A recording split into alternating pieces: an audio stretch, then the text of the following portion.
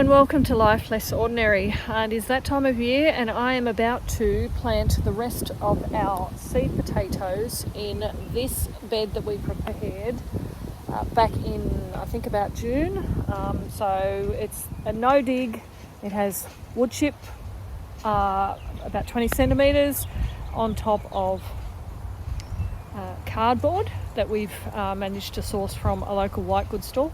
The potatoes that I'm using this year are from Diggers Club, so they're a Victorian seed company. I've got two types here, Carlingford and Up to Date, I think.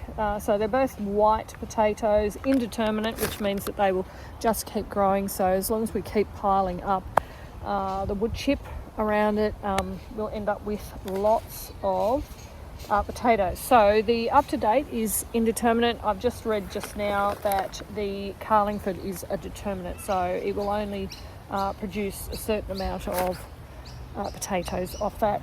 A couple of videos ago I showed that we had done a row of organic red potatoes that we have used from probably Woolworths.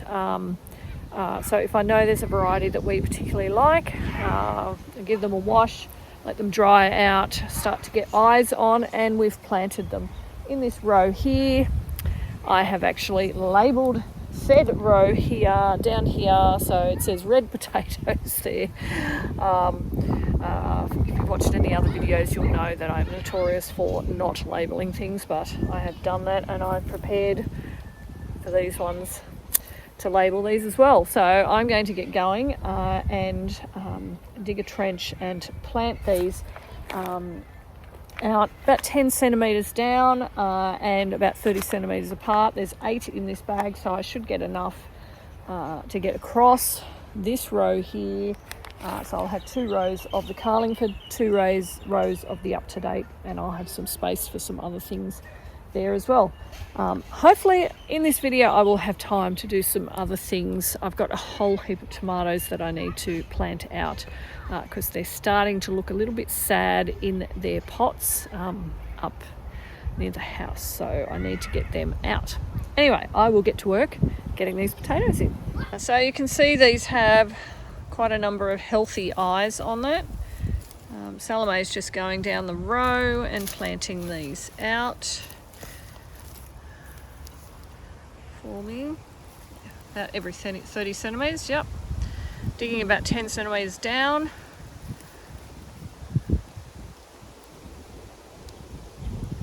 Try not to break any of the eyes off, and we should end up with some good potato growth. So we've managed to get, what's that, 4 whole rows of potatoes in. So I'm pretty happy with that. Some of those, like I said, they're going to be indeterminate, so we've actually mounted them up quite a bit more than the other ones, and that will hopefully help us to remember to continue adding mulch, wood chip mulch to here as they grow. Let's move on to tomatoes. So we're down in our potager garden. Salome's just brought down our box of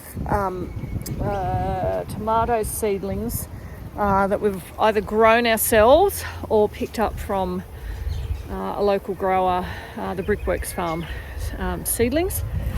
So I'm going to plant them, or we are going to plant those out along these trellising. I'm actually going to try some to grow over the arch on one of these arches. So that arch there, normally I would just grow them against these panels here, but this time I'm going to try growing it up and over the arch and see how that goes. So we'll get on to that. So as you can see here, we have this arch. This is where I would like to grow them because these are indeterminate tomatoes. They will actually grow up and over, and hopefully with gravity the tomatoes will actually sort of be able to be accessed from here. Tobias is digging quite a deep hole into here, and we'll plant them here. So they're almost about, or not quite, a metre apart, and we will then trellis them up against here. I do cut off any of the lower down branches or vines as they grow. That's just how I have always grown tomatoes. So on here we've sorted through all our varieties. So we have, these will be all the beefsteak varieties. So black truffle. What was the one down the back there? Did you see that? So Paul Robeson.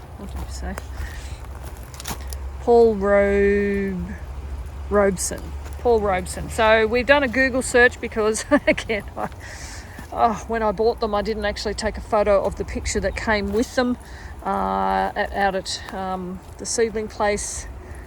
So I've had a Google search, and I do want to put similar varieties together. So these will all be the beefsteak varieties, so your slicing ones.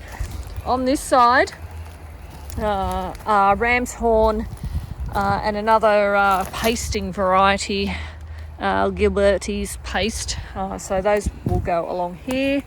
And then we've got a mixture of smaller ones that will go further over on the arch over there, and they're more cherry and sort of tomato, so they're a bit smaller than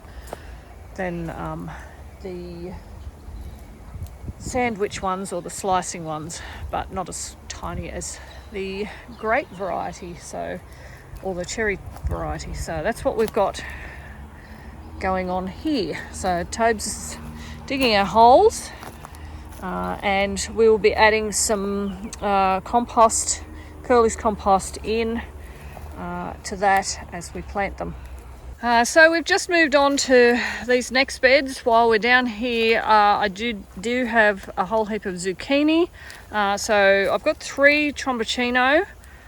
So I'll give you that one. That one can go there as well. 3 tromboncino. So if I get you to put that one in. I've got 2 of this Romanesco as well, which I'll put on the other side to get it to grow up there. And I've got 2 North Georgia candy roaster. So they're pumpkins. So the intention for those then is to plant those there, and I just need to find somewhere else to grow. I've got 2 cucumbers and 2 watermelon and 1 rock melon. The next time I do go out to Brickworks Farm Seedlings, I will pick up some more of those.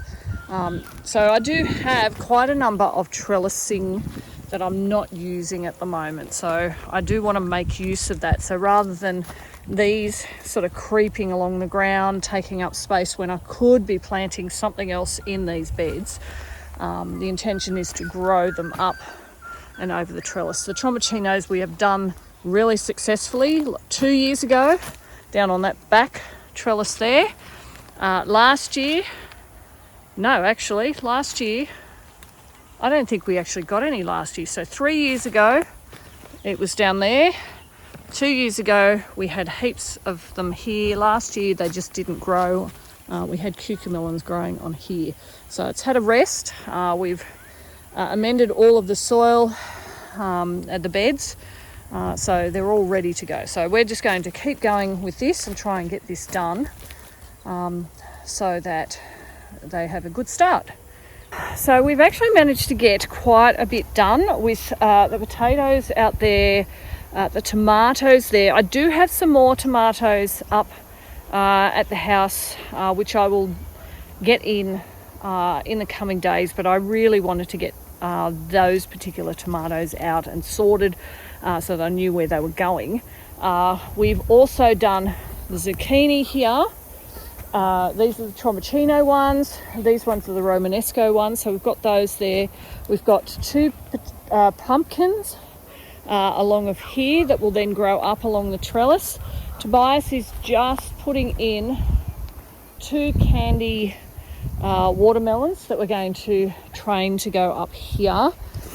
And I think, and so over the back there, I've got 2 mini muncher cucumbers. So I had to decide whether I wanted them to grow up something like this.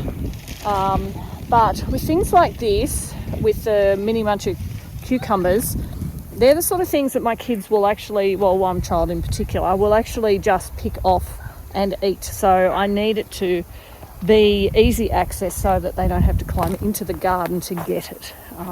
Whereas something that's more long term, like watermelon, that's just going to stay there, or pumpkin, I don't need to access it until I'm actually going to harvest it. So as you can see here, I've got the holes there ready for these cucumbers. So they're a snacking cucumber.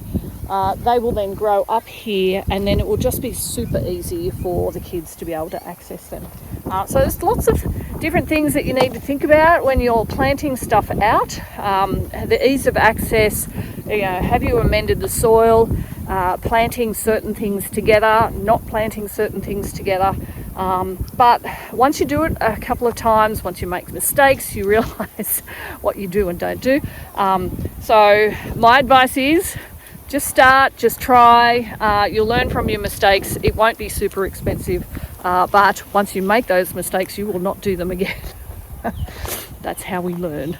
Anyway, hopefully this has been helpful, seeing how we get out some of our summer vegetable and fruit, and that inspires you to just get out there and plant something. So thank you for joining us as we live our life less ordinary.